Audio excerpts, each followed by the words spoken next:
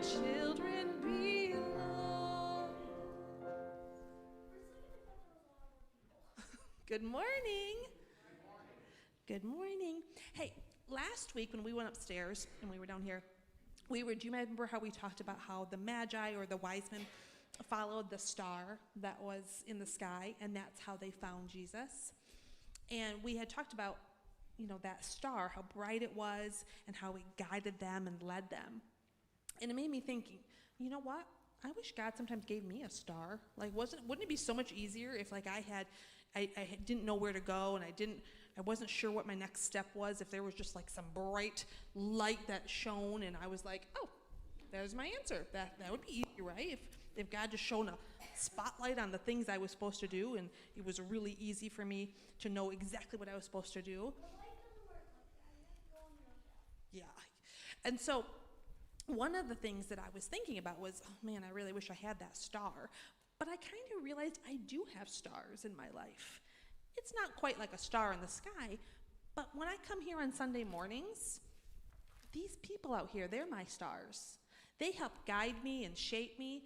Every one of them in this room, they help me. And not just even in this room, people in my life, my family, my friends, they help guide me into being a better person, being a person that follows Jesus. They help remind me what it means to be a person of compassion, and what it means to be a person of love and joy and forgiveness. Sometimes when the people in this room or the people in my life, when they tell me things that they've been doing, it makes me go, oh yeah, that reminds me, I should be doing that too. For instance, I have these stars right here. And what I'm going to do is I'm going to take one, and the person I was thinking about was Deb Gale. Is Deb Gale here? Oh, there's Deb Gale in the back. Sometimes Deb Gale will tell me things about, she's called somebody and she spent some time at somebody's house that might be lonely, or she calls somebody that might be forgotten about. And when she says that, it makes me go, you're right. I need to be doing better with that. I need to be calling the people that might be a little bit lonely. I need to be visiting people that might be kind of sad or feeling forgotten. And so my star today, I'm going to give it to Deb Gale, because she reminds me a lot of times what my next step should be. And you guys might have somebody, maybe someone in this room, maybe it's not somebody in this room, maybe it's somebody at home, maybe it's somebody at school, but we all have a star, somebody that helps us. And so I'm going to take one star off, and I'm going to give it to Deb Gale. Do you guys have a star of somebody that you might want to give it to, that you can think of? Your mom? Okay, so let me give you a star, and when you leave, only if you feel comfortable, but if you feel comfortable giving your star to somebody in this room, you know who you're going to give your star to? Okay, here's a star for you.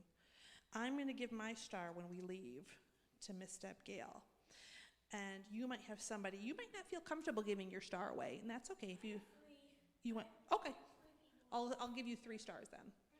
Okay, because we want to make sure we're giving all our stars to the people that encourage us every day, or encourage us on Sundays when we're here. And so that is what we're going to do. You have 1 gram that you want to give away? No. Okay, here, Miles. Okay, and let's give, oops.